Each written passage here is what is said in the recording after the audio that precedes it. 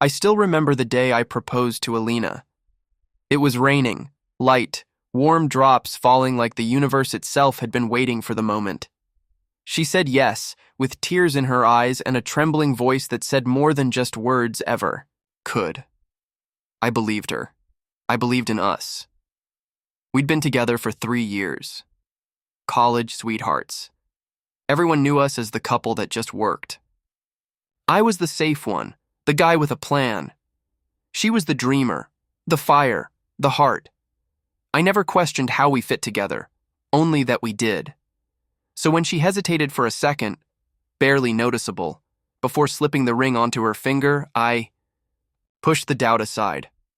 Love isn't perfect, right? Everything moved quickly after that. Engagement parties, her parents visiting from out of state, dress shopping, cake tastings. I was exhausted but happy. I thought she was too.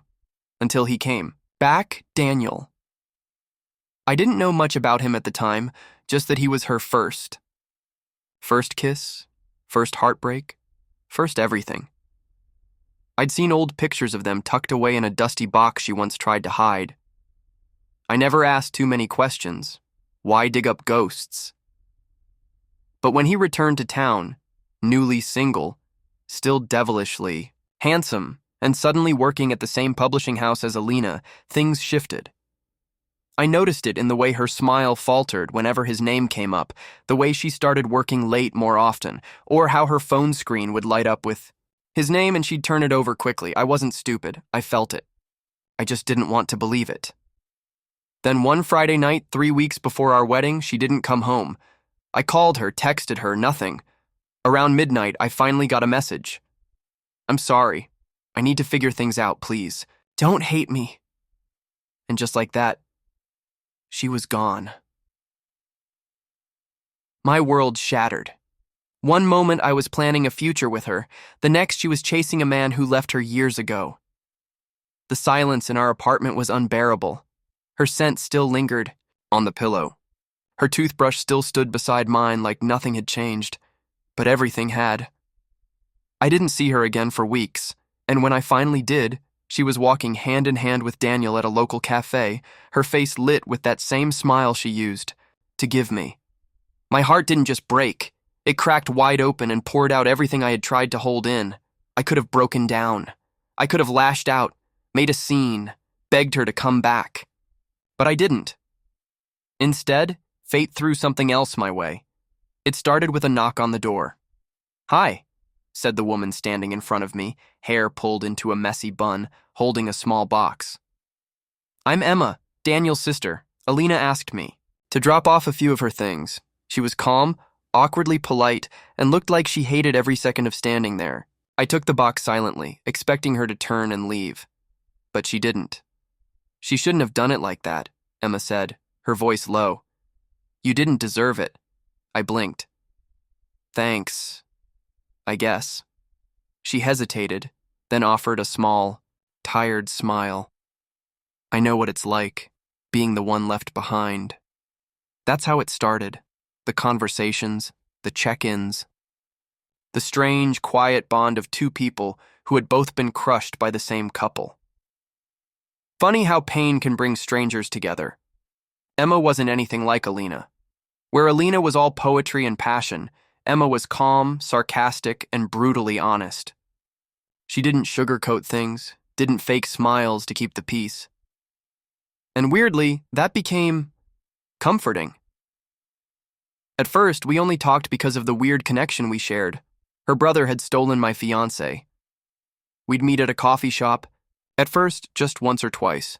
Mostly silence, a few bitter laughs, occasional venting. She called Daniel a walking midlife crisis in his 20s. I laughed so hard once I nearly spilled my drink. "You deserve better," she said more than once. I thought she was better, I'd reply. That was the pattern.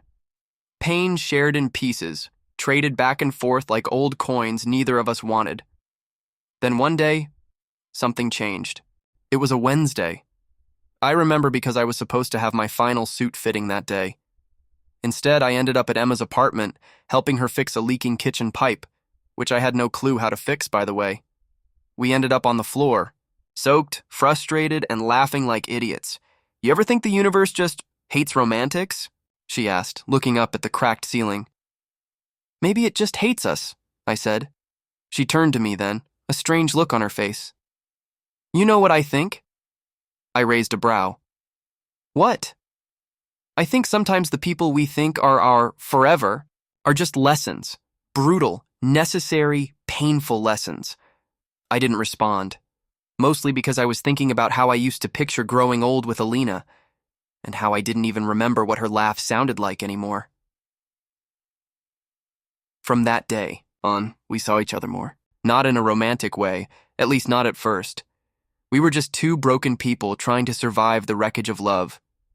But slowly, I started to look forward to seeing her. The way she rolled her eyes when I got dramatic. How she always ordered 2 sugars in her coffee, even though she claimed she didn't have a sweet tooth. We weren't rushing anything. There were still moments when the past clawed its way back in.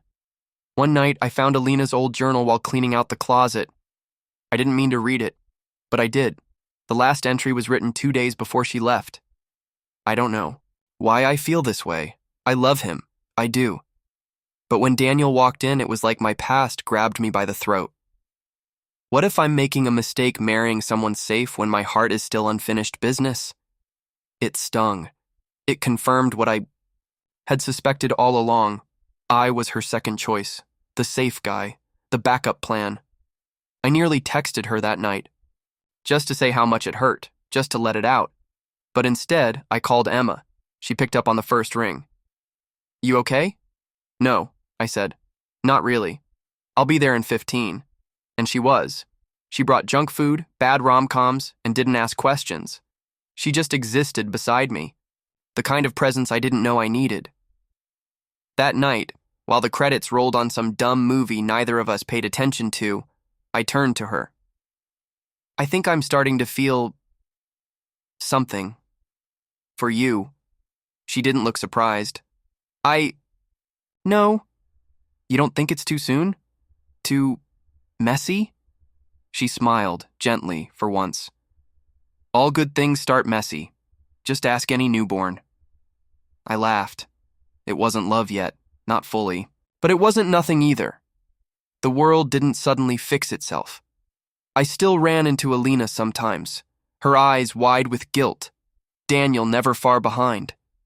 But something in me had shifted. I had stopped waiting for her to come back. And I had started, wondering what it might feel like to fall for someone who actually chose me. Emma and I didn't announce anything. We weren't even sure what to call what we had.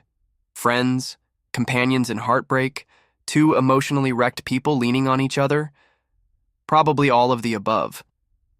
But even in the uncertainty, there was peace. And peace felt like a luxury I hadn't known in a long time. We began doing little things together. Grocery runs turned into small adventures. Late-night drives with no destination became our escape from reality. She'd play 2000s emo rock and sing off-key just to make me laugh. I'd pretend to hate it, but secretly I found it charming.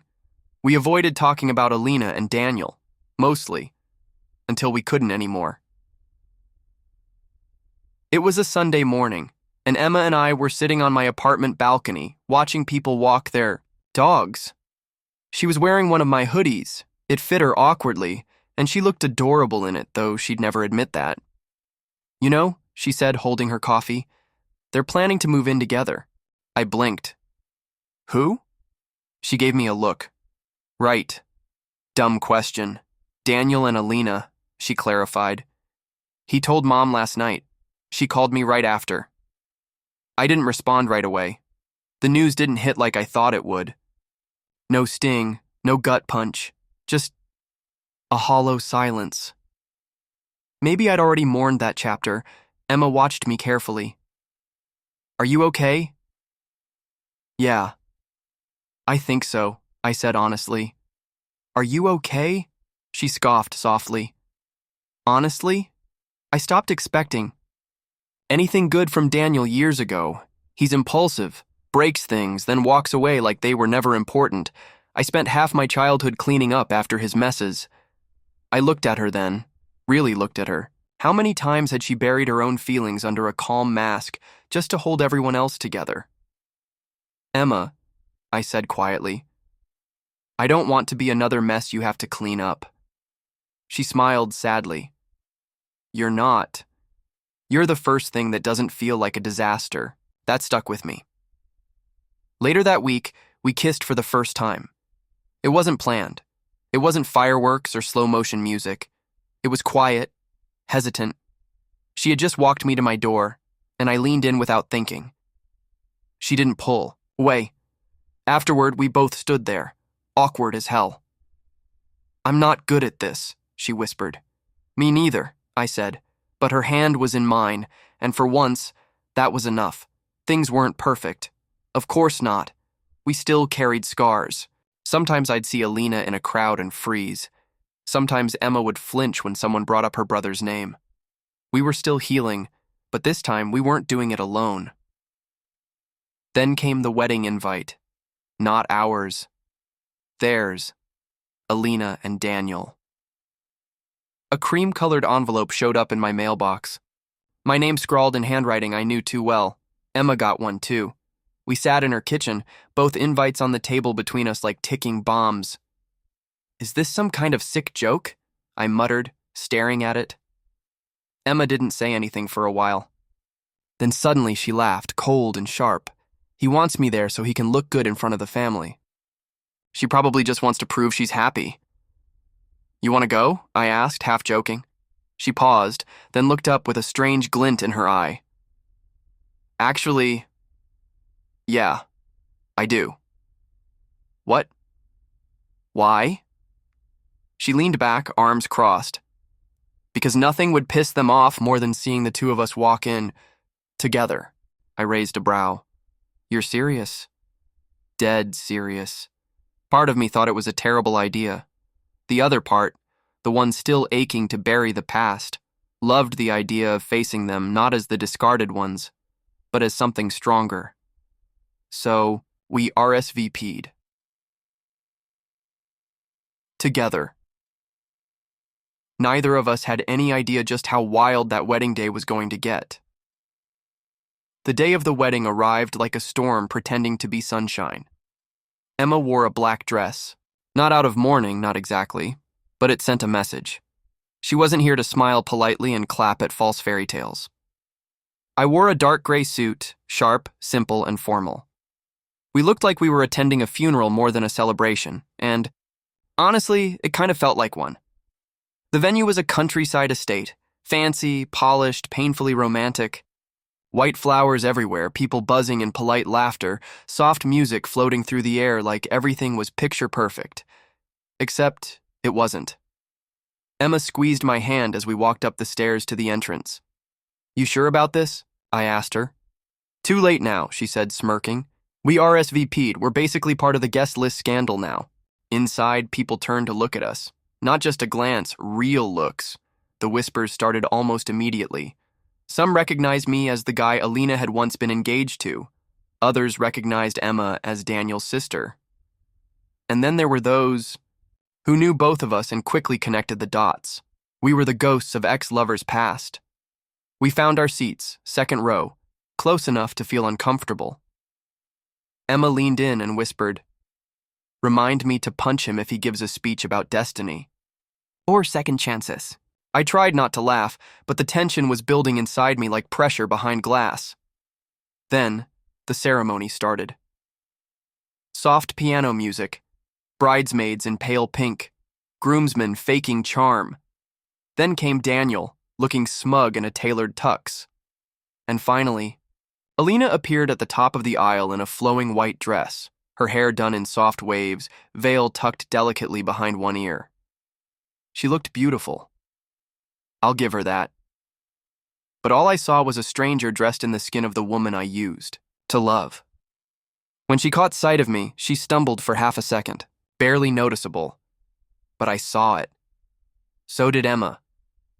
Alina's eyes shifted to Emma beside me, then down to our hands. She blinked, her lips pressed into a tight line. Good. Let her feel it. The ceremony dragged.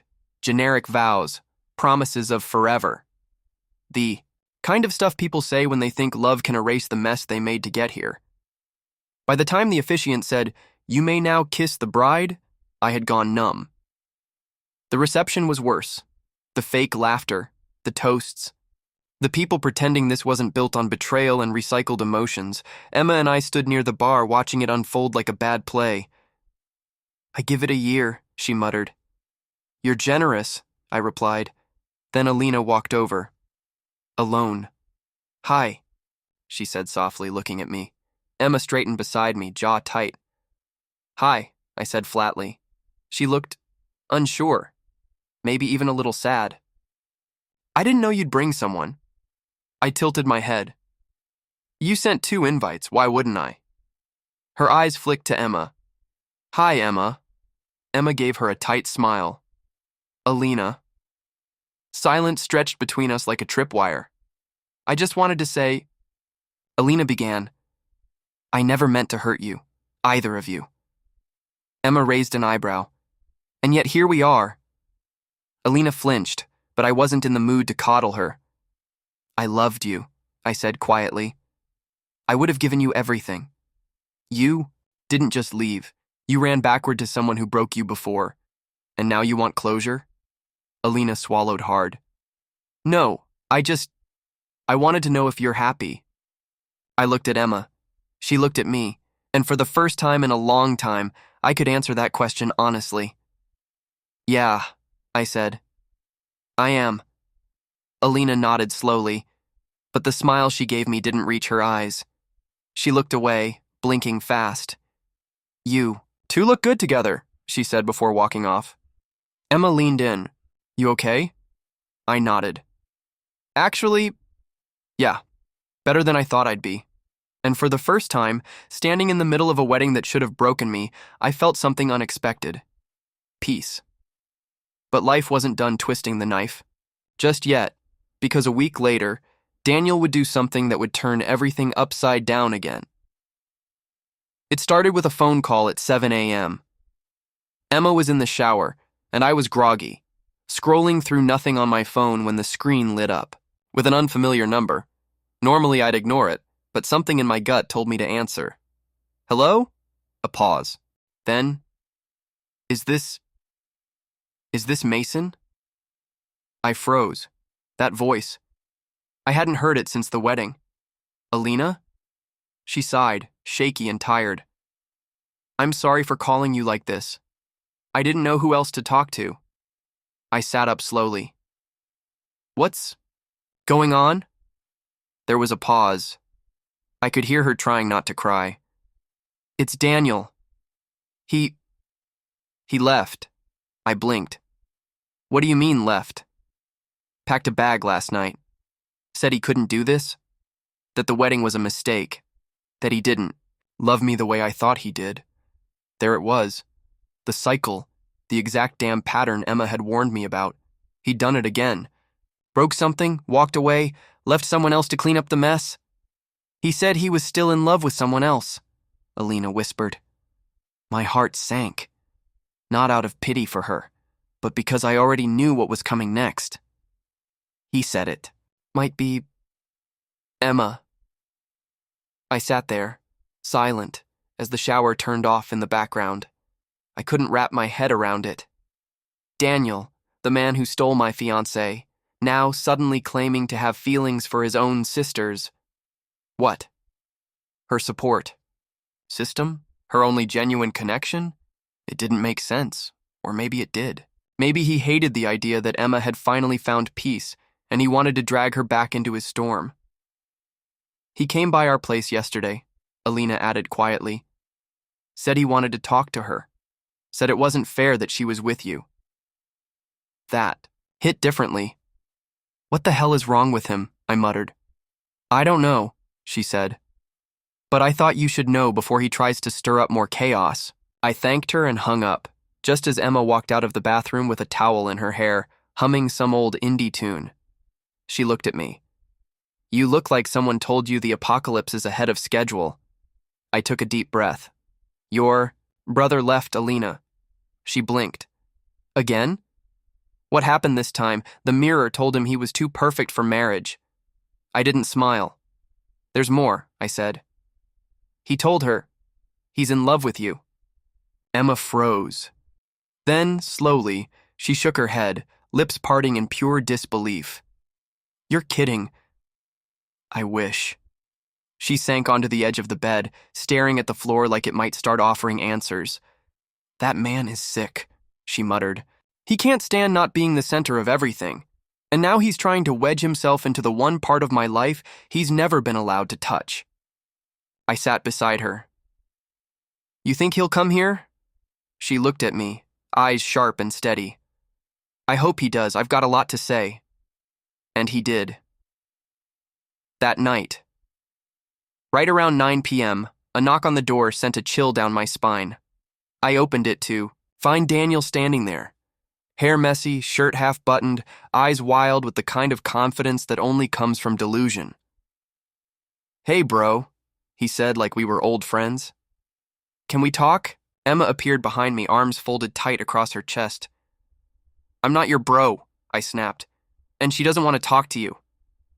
Daniel looked at her, ignoring me completely. Emma, just 5 minutes. That's all I'm asking.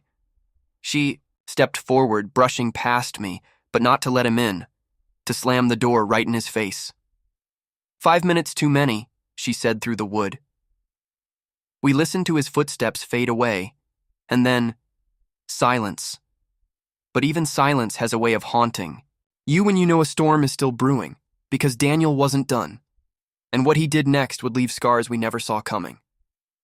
The next few days passed in a strange kind of tension. Emma tried to act like everything was normal. She cleaned, cracked jokes, made pancakes with way too much syrup, but I could see it in her eyes, the kind of stillness that comes when someone's bracing for impact. Daniel didn't call, didn't show up until he did, and this time it wasn't at our door. It was at Emma's job. She worked at a small design studio downtown. Tight-knit team, laid-back vibes, a place she actually liked going to. So when I got a text from her that just read, "He's here," I dropped everything and ran. By the time I got there, she was standing outside the building, arms wrapped tightly around herself. Her jaw was clenched, her face pale. He came in like he owned the place, she said the second she saw me. Told my boss we were having a family emergency. Tried to pull me out of a meeting. I stared at her. What did you do? She looked up at me, her voice low and shaking with fury. I told him to go to hell, in front of everyone. My stomach twisted. What is he trying to do? I muttered.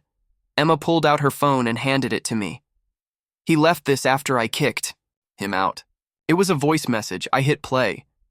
Emma, you don't get it. You think he's different? He's just another version of me. You think you're safe, but he'll hurt you the second you stop being convenient. He's not better. He's just pretending better. I know you. I know what you need.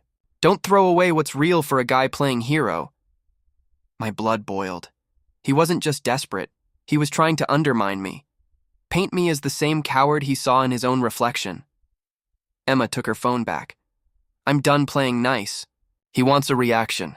He wants to rip apart the one thing he can't control. I wrapped my arms around her, tight. He's not getting it.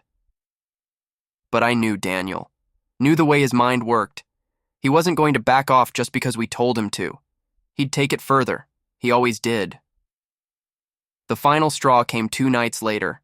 Emma got a call from their mother. The second she answered, I knew something was wrong. Her expression collapsed. What do you mean he said that? She asked, voice brittle. She paced the living room as her mother spoke on the other end, the words low but frantic. When she hung up, she just sat on the edge of the couch in complete silence. Emma? I crouched in front of her. What happened? She looked at me with a kind of broken calm. He told Mom I've been seeing you to get revenge on him, that I'm unstable, that you're taking advantage of me. I blinked. What? She nodded, slow. He told her she should be worried about me, that I'm spiraling, that I need help. I stood up, hands shaking. He's trying to make you look crazy. Exactly. And discredit everything between us. She looked up at me.